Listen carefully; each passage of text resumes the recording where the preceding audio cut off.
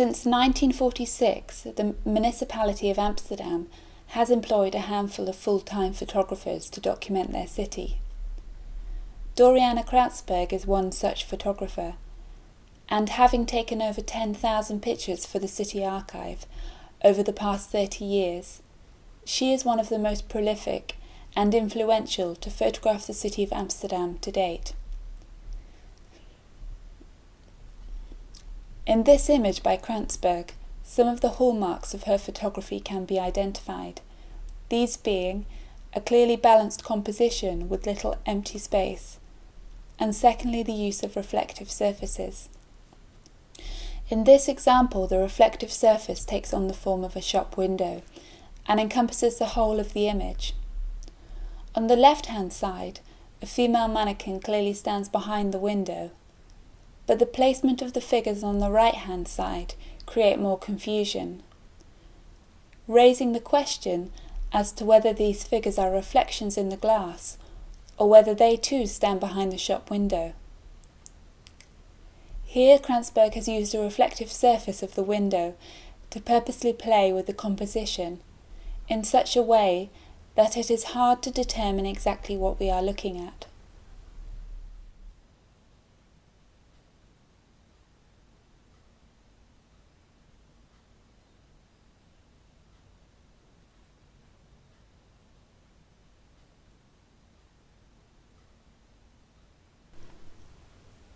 Although Kransberg's images are not entirely distinct to that of the other photographers who have worked for the archive, there are certain visual characteristics that arise again and again in her photographs, and from which it might be possible to identify a style. For example, in this particular image, what is perhaps most striking is the symmetry of the composition, a clear signature of Kransberg's work, which reoccurs in many of the photographs in the archive.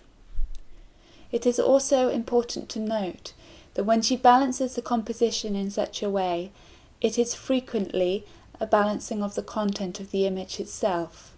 That is to say that the subject is not confined to one corner of the photograph, but instead spread across it. This image shows a line of trees and their reflection back in the surface of the water. By using a monochrome film instead of colour, the trees together with their own reflection form dark, almost abstract shapes, which run across the image, creating a picture structured and balanced much like a pattern. Once again, Kransberg confuses and disorientates the viewer with her use of composition, so that on first glance it is not entirely clear what is happening in the photograph.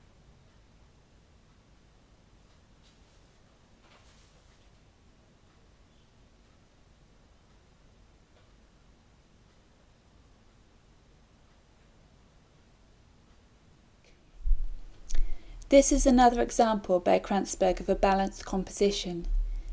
Here the left side of the image is almost indistinguishable from the right.